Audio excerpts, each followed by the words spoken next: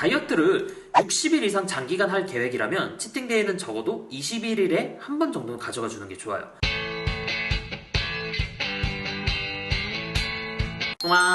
오늘은 치팅데이에 대해서 이야기해보도록 할게요. 치팅데이라고 해서 먹고 싶은 걸 마음껏 드시는 분들이 계세요. 하지만 폭식을 하게 되면 다이어트 실패로 이어져요.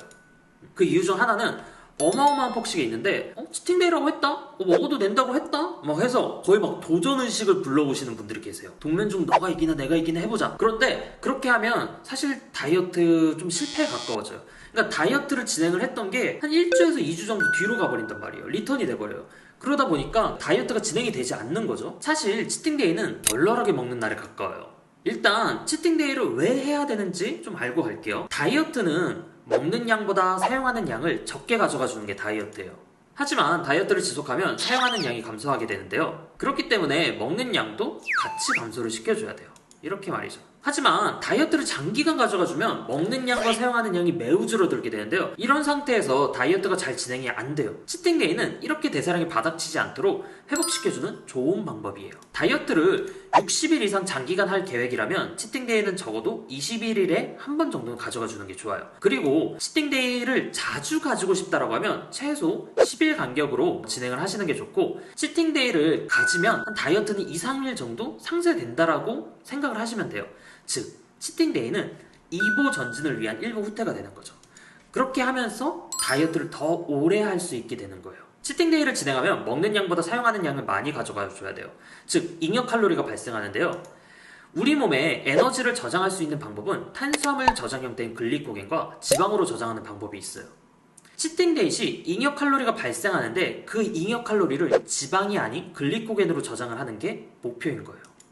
글리코겐은 근육과 간에 저장이 되고 근육량이 많을수록 많이 저장할 수 있어요. 그래서 글리코겐이 많이 고갈되어 있는 상태에서 치팅데이를 효율적으로 가져가 줄 수 있는 거죠. 치팅데이 방법은 크게 두 가지로 나눌 수 있는데요. 하나는 회복, 하나는 로딩이에요.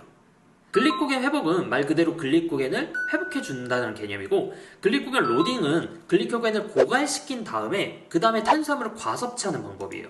두 가지 차이점은 글리코겐을 고갈시켰을 때는 우리 몸에서 글리코겐 저장량이 2배 가까이 늘어나요. 즉, 더 많은 탄수화물을 먹을 수 있고 더 많이 저장할 수 있게 되죠. 하지만 제한적으로는 글리코겐이 고갈이 되었는지 일상생활에서는 알 수 있는 방법이 없어요. 그렇기 때문에 글리코겐을 고갈시키기 위한 운동을 해줘야 되는 게 단점이죠. 여러분들이 글리코겐을 고갈시키기 위해서는 막 거의 불가능하다, 일반인들이 하기는 힘들다라고 하는데, 좀 막 드랍셋이라든지 서킷 트레이닝이라든지 약간 좀 메소드를 좀 다양하게 가져가주면 충분히 해낼 수도 있어요. 우리가 탄수화물을 섭취했을 때 글리코겐으로 저장되는 양이랑 칼로리로 소비되는 양에는 한계가 있어요. 즉, 나머지 양은 지방으로 저장이 되게 되죠. 그러니까 우리가 탄수화물을 한 번에 많이 먹을 경우에는 글리코겐으로 가는 양도 한계가 있고 칼로리로 소비되는 양이 한계가 있어요. 나머지는 전부 다 지방으로 저장이 되는 거죠. 즉, 우리 목적은 글리코겐을 회복하기 위한 거잖아요. 그렇기 때문에 글리코겐을 회복할 때는 자주 나눠서 드시는 게 좋은 방법이에요. 글리코겐 저장 통로가 늘어나는 경우는 보통 두 가지가 있는데요. 하나는 운동 후고, 또 하나는 글리코겐이 고갈된 후에 늘어나게 돼요. 즉, 로딩 시에 늘어나게 되는 거죠. 이때 섭취하는 탄수화물은 글리코겐으로 적극적으로 저장을 하려고 해요. 그러면 글리코겐 회복을 위해서는 어떻게 해야 될까요? 글리코겐은 포도당으로 구성이 되어 있는데요. 그러면 무엇을 먹어야 되는지 알 수 있죠. 포도당으로 구성되어 있는 탄수화물, 그 중에서도 포도당으로 이루어진 식품들, 이런 다양한 식품들로 드시면 돼요. 여기서 여러분들이 조심해야 될 거는 과당이에요. 과당이 섞인 애나 과당을 한 번에 많이 먹었을 경우에는 과당의 메커니즘상 지방으로 저장을 하려고 해요. 즉, 포도당으로 이루어진 이제 밥이라든지 우동이라든지 쌀국수, 냉면, 냉모밀, 떡, 빵, 이런 애들은 괜찮은데, 과당이 섞여 있는 애들, 떡에서도 이제 좀 달달한 떡들도 있죠. 그런 애들은 여러분들이 조심하셔야 돼요. 빵도 마찬가지예요. 카스테라라든지 그런 것들은 주의하셔야 돼요.